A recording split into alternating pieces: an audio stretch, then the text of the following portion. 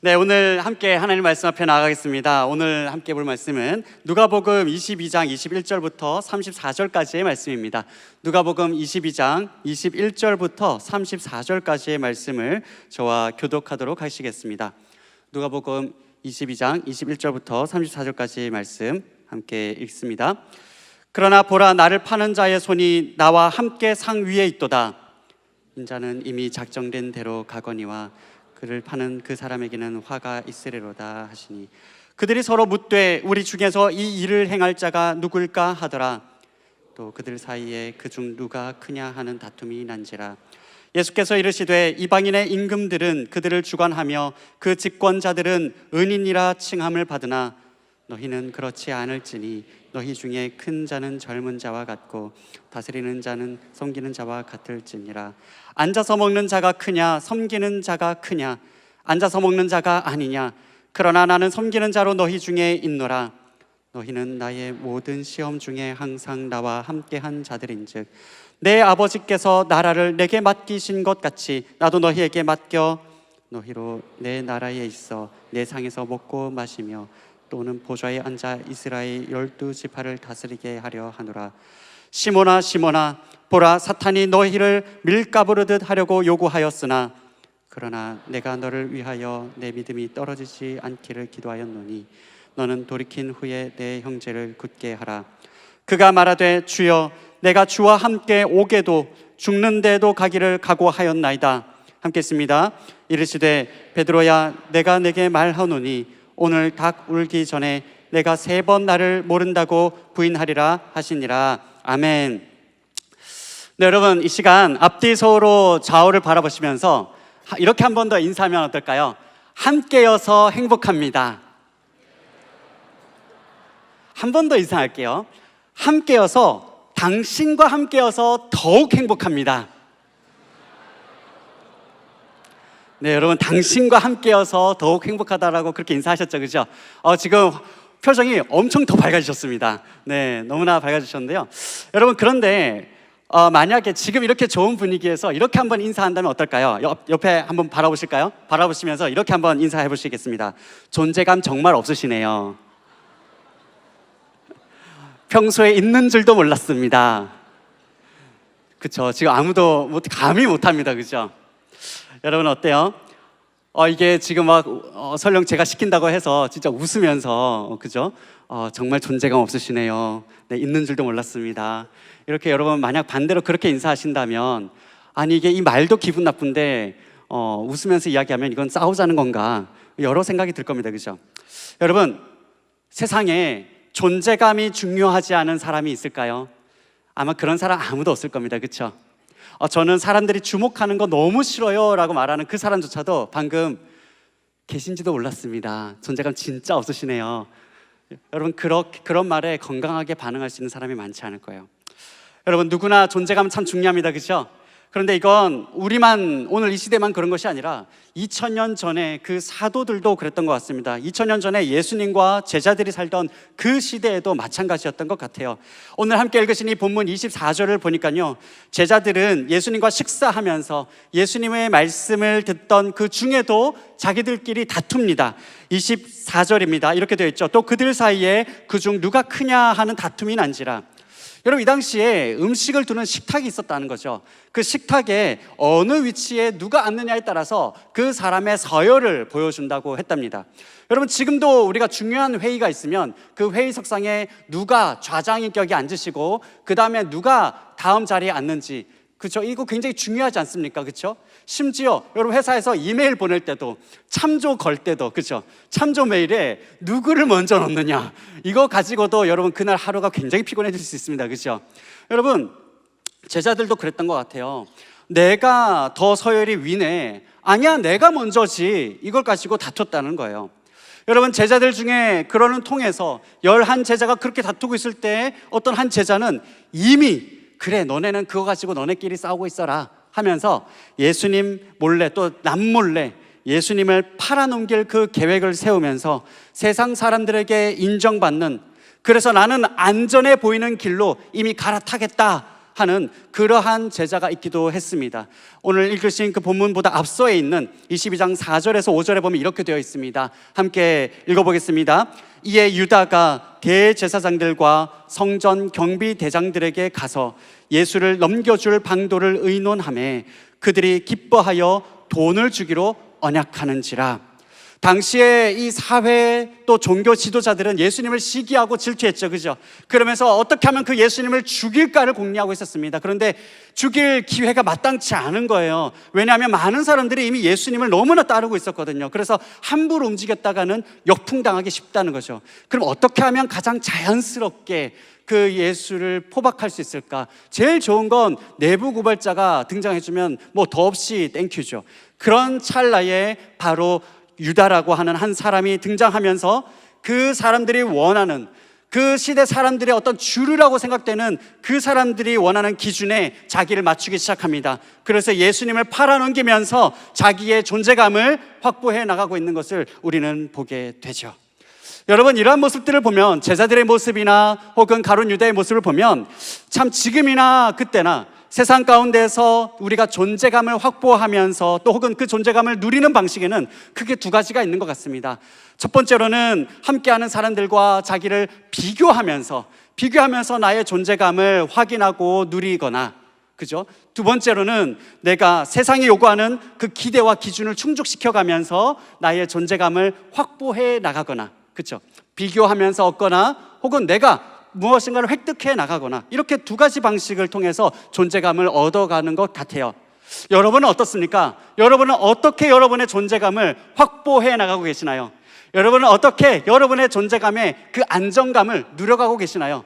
함께하고 있는 그 사람들과 비교하면서, 그러면서 제가 조금 아직은 나보다는 조금 덜하네, 이렇게 생각하면서 안정감을 누리고 계시나요?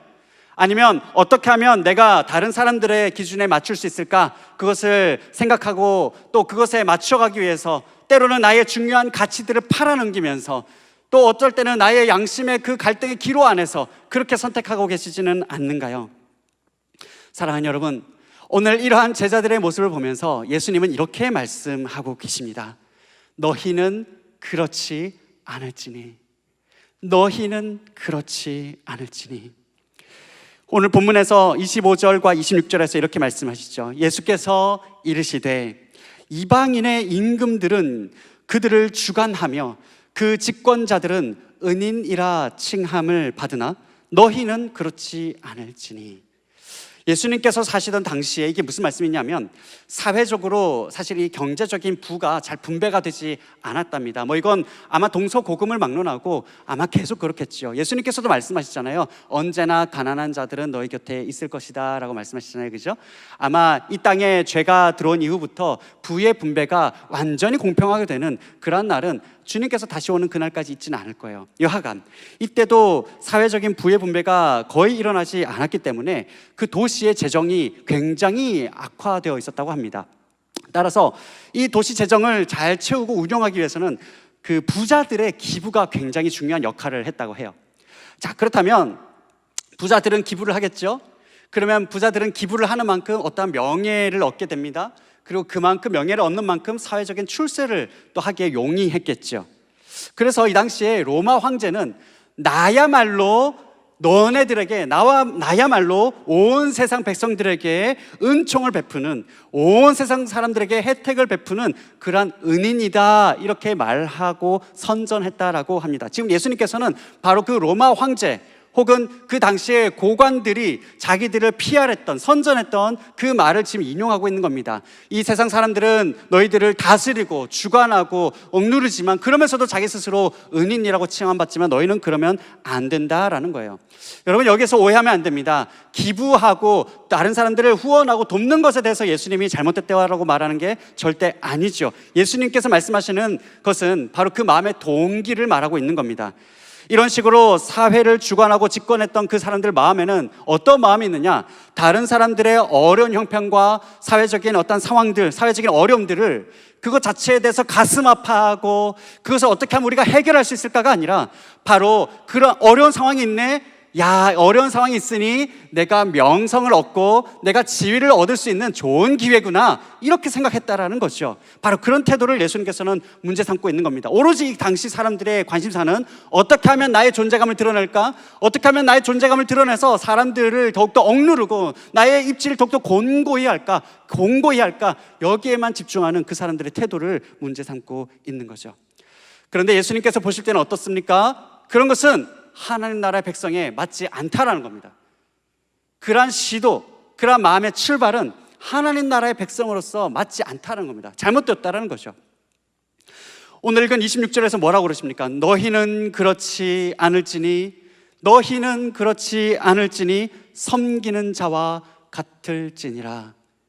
너희는 그렇지 않을지니 섬기는 자와 같을지니라. 이렇게 말씀하시는 거예요. 아마 이 말씀을 보면서 우리 중에 많은 분들은 그렇지, 섬기는 것이 좋지. 그러니까 존재감을 드러낼 때 다른 사람들을 헐뜯고 비교하고 비방하는 게 아니라 또 내가 부당하고 또 불의한 방식으로 나의 존재감을 확보하는 거, 당연히 그건 나쁜 거지. 그러니 섬김의 리더십, 야, 이건 뭐 예전부터 강조되어 왔던 거지. 상시간이니까 목사님, 섬김의 리더십 저도 원하고 바랍니다 라고 하는 청년들이 있을지 모릅니다. 그죠? 아마 많이 있을 겁니다. 실제로 1977년도에 이 섬김의 리더십이라는 것이 경영학계에 먼저 등장을 했습니다. 그리고 1996년도 20년이 지나서 각광받기 시작하는데요. 섬김의 리더십, 뭐 다들 들어본 말씀이겠지만 그 내용은 이렇게 되어 있더라고요. 섬김의 리더십의 덕목은 이렇답니다. 한번 들어보세요. 첫 번째로는 한 10가지입니다. 경청하는 자세, 공감대 형성을 노력하고, 스태프들의 고통 치유에 관심을 가지며, 그러니까 자기 이제 부하 팀원들이 어떠한 부분에 어려워하는지, 그리고 분명한 인식을 통해서 대안을 제시하고, 설득을 동반하면서 폭넓은 사고를 통해서 비전을 제시하고, 예리한 통찰력으로 미래 예측을 하도록 도우며, 또 어떤 데는 이제 예지력 이렇게까지 써놨더라고요. 그리고 청지기적인 태도로 봉사하며, 그리고 함께하는 팀원들의, 스태프들의 능력 개발에 주목하고, 마지막으로 구성원들 간의 공동체 형성에 조력을 한다. 뭐 여러분, 뭐 좋은 말 다 써놨죠, 그죠? 제가 보면서 야, 이거 뭐 좋은 말 다 써놨네. 그러니까 좋은 사람이어야 되는구나, 이런 생각이 들더라고요. 여러분 들으시면서 어떤 생각이 드세요? 혹시 들으시면서 우리 팀장님은 우리 사수는 섬김의 리더십인가? 네, 저도 읽으면서 우리 팀 교육자님들은 나를 어떻게 생각하고 있을까, 네, 많이 떠올리게 됐습니다. 그런데 여러분, 여기서 예수님이 말씀하시잖아요. 너희는 그렇지 않을지니, 너희는 섬기는 자로 있을지니라. 너희라고 말합니다. 저와 여러분을 향해서 예수님께서는 바로 이와 같이 한 사람 한 사람 모두가 예외 없이 섬기는 사람이 되어야 한다라는 거죠. 사랑하는 여러분, 바로 그렇기 때문에 예수님께서 말씀하셨기 때문에 어쩌면 당연하게도 이러한 섬김의 리더십을 가장 기대할 만한 부류의 사람들이 있을 겁니다. 우리 주변에서 섬기는 리더십이 뭔가 몸에 배어 있을 것 같고, 저 사람에게서는 섬김의 리더십을 기대할 수 있지 않을까라고 하는 그런 부류의 사람들이 있죠. 그게 누구겠습니까? 바로 크리스천들이죠. 교회 다니는 사람들에게는 아마 그래도 어떤 모습으로든 섬김의 리더십이 어떤 모양이 있을 거야 라고 하는 기대를 많은 사람들이 하게 될 겁니다. 그렇죠? 실제로 섬긴다라고 하는 표현을 어디서 가장 많이 사용할까요? 집에서 사용하시나요? 엄마, 오늘은 제가 섬기겠습니다. 설거지 제가 섬기겠습니다. 이렇게 잘 안 한다고요. 여러분, 섬긴다라는 표현을 대체로 교회에서 실제로 많이 하시죠. 그렇죠? 근데 여러분, 여기에서 좀 이상한 게 있는 것 같아요. 그렇잖아요? 여기서 좀 이상한 게 있습니다. 여러분, 섬긴다라고 하는 그 표현을 가장 많이 사용하는 것이 바로 교회 공동체인데요. 섬긴다라고 하는 표현을 가장 많이 사용하는데, 그러나 섬긴다라고 하는 표현을 가장 많이 사용하는 만큼 그만큼 다툼도 많이 도드라져 보이는 것 같아요. 여러분, 그러지 않나요? 여러분, 한편으로 보면 교회 공동체가 바로 섬긴다라는 표현을 많이 쓰고, 또 그만큼 또 많이 쓰는 또 부류의 사람들이 있습니다. 누구냐면 바로 정치인들입니다. 국민을 위해 봉사하겠습니다. 국민을 위해서 모든 것을 다 하겠습니다. 가장 낮은 자로 엎드려야겠습니다. 정치인들도 많이 사용한단 말이죠. 도대체 그렇다면 우리가 교회에서 섬긴다라고 하는 것과 크리스천들로서 우리가 섬긴다고 하는 것과 그 정치인들이 말하는 그 섬긴다라고 하는 것은 도대체 무슨 차이가 있냐라는 거죠. 사랑하는 여러분, 오늘 본문에서도 제자들은 예수님과 3년이나 함께 있으면서도 그렇게 다투고 있는 모습을 보게 되지 않습니까?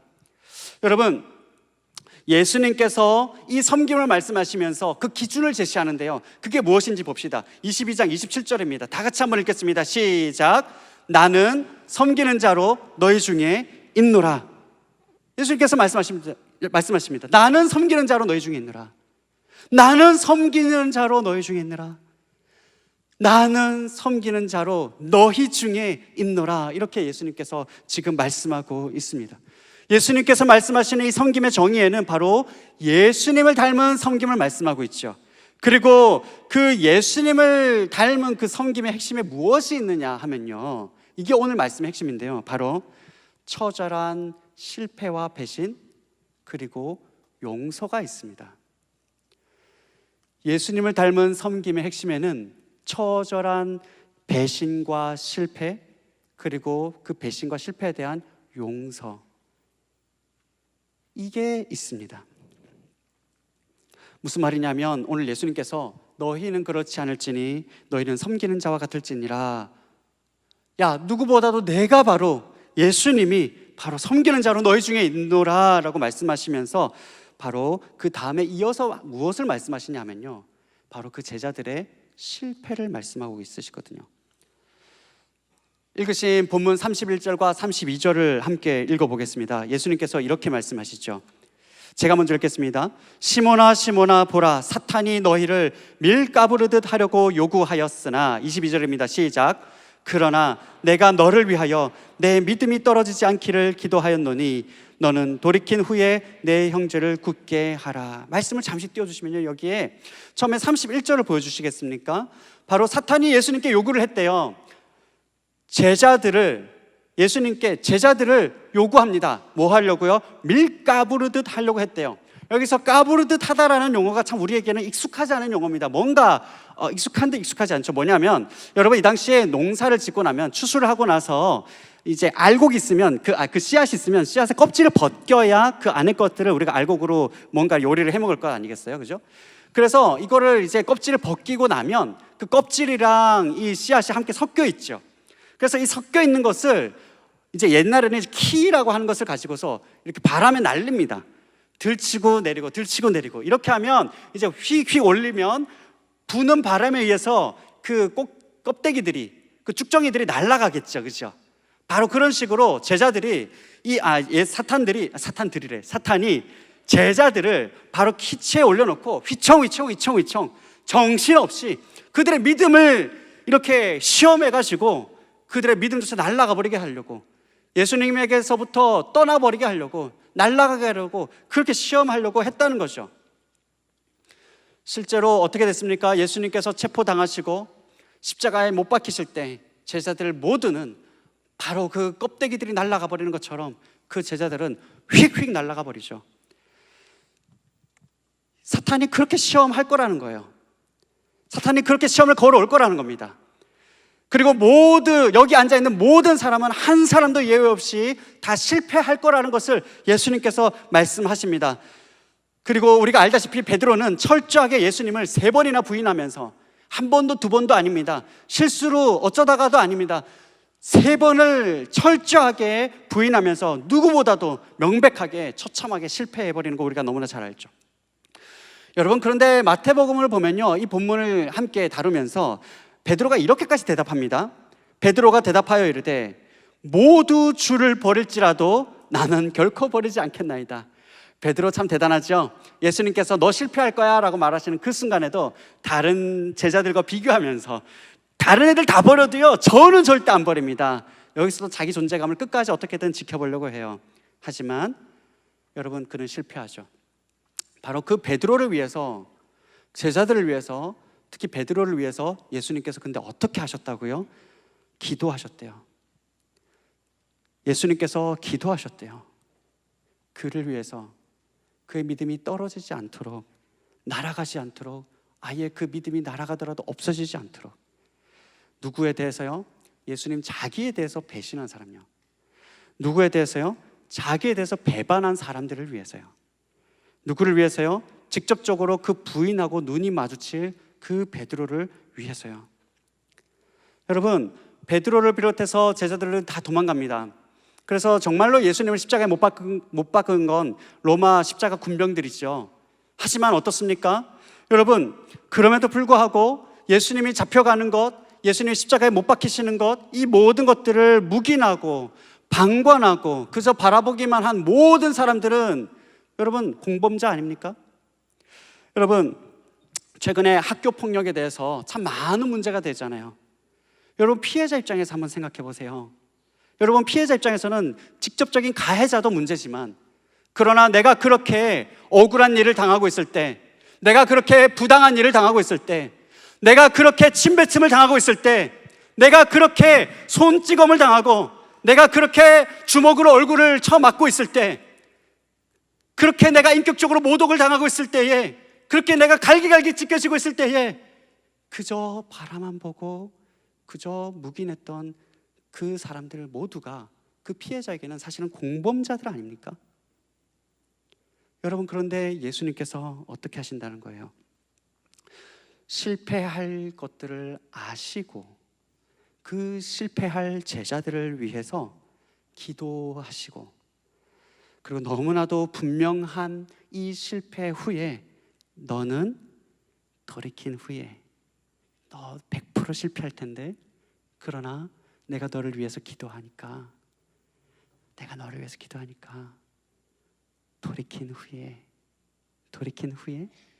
너의 옆에 있는 형제들을 굳건하게 지켜라 라고 그렇게 예수님 말씀하고 계시는 거예요. 사랑하는 여러분, 예수님께서 말씀하시는 이 섬김은 철저한 실패와 배신, 그리고 그것에 대한 예수님의 용서가 있습니다. 성경에서 말하는 섬김은 그저 조금 더 먼저 솔선수범하고 봉사하는 그러한 수준이 아닌 것이죠. 자기를 내어주시는 그 용서로부터 출발하는 섬김을 말씀하십니다. 마가복음 10장 45절에서 그래서 이렇게 말씀하시죠. 인자가 온 것은 섬김을 받으려 함이 아니라 도리어 섬기려 하고 자기 목숨을 많은 사람의 대속물로 주려 함이라. 그래서 그 주님께서 제자들에게 말씀하시는 섬김은 너희는 바로 이러한 철저한 실패, 그 실패에 대한 피 흘림을 담은 그 용서의 빚진 자로서, 그 용서의 빚진 자로서 너희가 서로 섬겨야 한다, 이렇게 말씀하고 있는 겁니다. 사랑하는 여러분, 이렇게 철저하게 실패한 사람들이 무슨 할 말이 있겠어요? 여러분, 오늘 저와 여러분이야말로 또한 이 철저한 실패와 배신과 배반에 여러분 자유한 사람이 있습니까? 여러분, 누군가를 무시하는 행동, 또 누군가가 나를 보고도 못 본 채 하는 것, 그거 참 우리가 견디기 어려워함에도 불구하고 참 정말 존재감 없네요, 있는 줄도 몰랐습니다, 여러분 농담 삼아 우리가 거내고자 하는 그런 상황극에도 우리가 쭈뼛쭈뼛하며 마음 어려워함에도 불구하고, 여러분, 우리가 고백하는 그 하나님 언제나 어디에나 우리와 함께 하신다 고백하면서 오늘 우리는 얼마나 그 주님을 의식하면서, 얼마나 그 주님의 마음을 헤아리면서, 얼마나 우리는 그 주님을 의식하는 말과 행동과 생각을 했는가요? 우리는 말과 행동으로 늘 주님을 무시하면서 살아오고 있지 않습니까? 이 실패와 배반에 오늘 자유로운 사람 누가 있냐라는 거죠. 사랑하는 여러분, 용서의 빚진 자로서는 주장할 것이 아무도 없습니다. 용서의 빚진 자, 내가 빚진 사람으로서 주장할 수 있는 게 아무도 없습니다.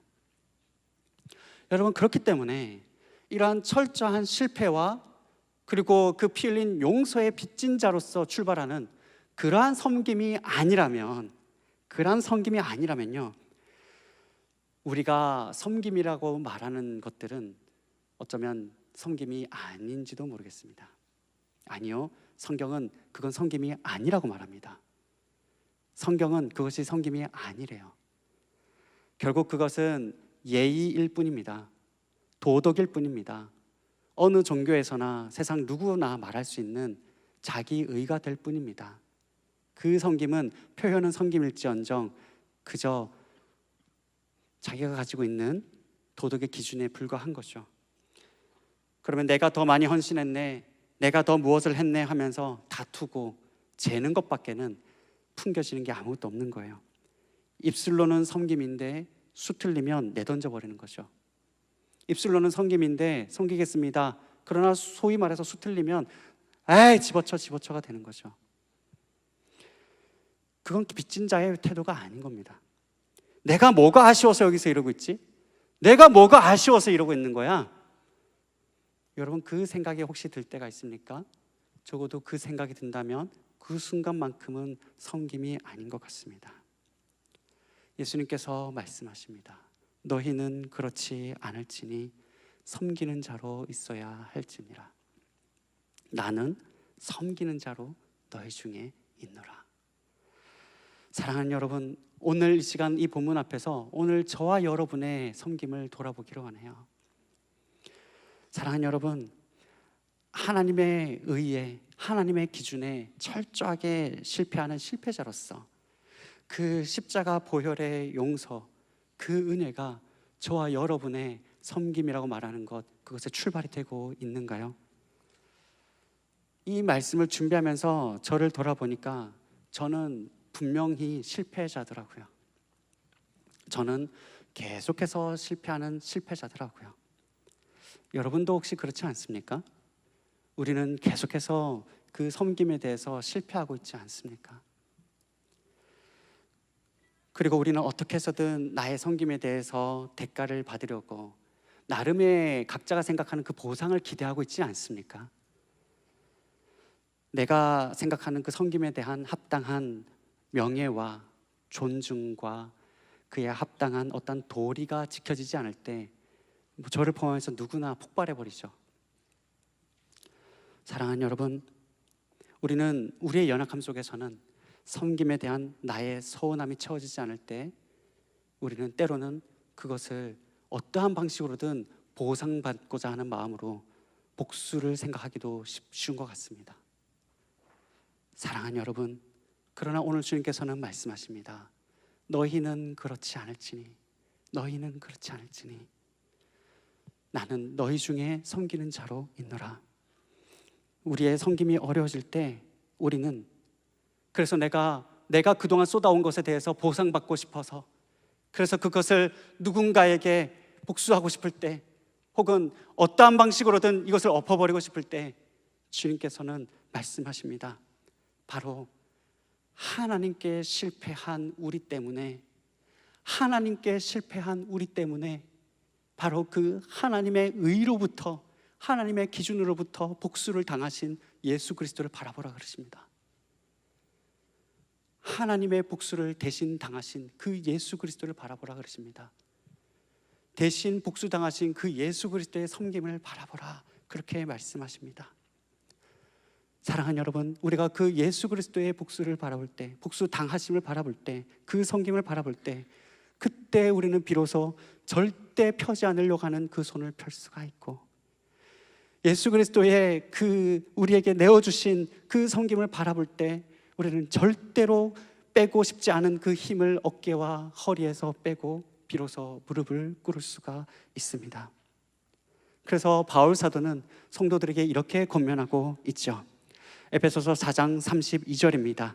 함께 읽겠습니다. 시작. 서로 친절하게 하며 불쌍히 여기며 서로 용서하기를 하나님이 그리스도 안에서 너희를 용서하심 같이 하라.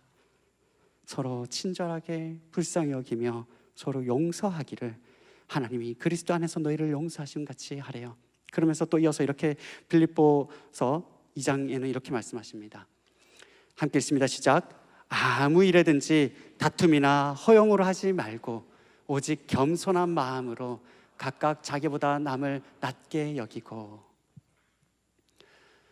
아무 일에든지, 어떤 일에든지, 어떤 상황이든지 다툼이나 허용으로 하지 말고 오직 겸손한 마음으로, 저나 우리 모두가 누구를 상대하든지 참으로 용서의 그 빚진 자의 마음으로 각각 자기보다 남을 어떻게 여기고요?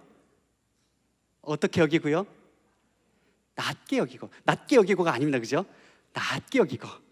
간혹 보면 이제 낮게 여기고 그러면 안 됩니다, 그죠? 각각 자기보다 남을 낮게 여기고. 사랑하는 여러분, 이 시간 그래서 우리 앞뒤 좌우 바라보시면서 옆에 있는 우리 귀한 동역자들을 바라보면서 이렇게 한번 인사 나누시면 어떨까요? 용서받은 사랑으로 섬기겠습니다. 한 번 더요. 용서받은 사랑으로 섬깁니다. 아멘. 우리 용서받은 사랑으로 섬기며 나아갈 때에 여러분, 우리는 우리의 섬김이 세상의 섬김과 다르다는 것을 보여주게 되는 것 같습니다. 여러분, 우리의 섬김은 세상이 말하는 그 섬김과 다릅니다. 그렇죠? 여러분, 우리의 섬김이 처절한 실패와 주님께서 우리에게 베풀어 주신 그 용서로부터 출발할 때, 그럴 때 세상이 말하는 존재감과 비교할 수 없는, 아니 세상은 설명할 수도 없는 그 예수님을 닮은 그 섬김이 저와 여러분의 삶 가운데 풍성히 넘쳐나게 하실 줄 믿습니다. 그 은혜가 이번 한 주간 동안에 또 여러분 다가오는 우리 새생명 축제를 앞두고 여러분 이러한 존재감으로 우리 주님의 사랑을 전하며 나아가는 또 저와 여러분의 오늘 하루와 이번 한 주간이 되기를 간절히 소망합니다.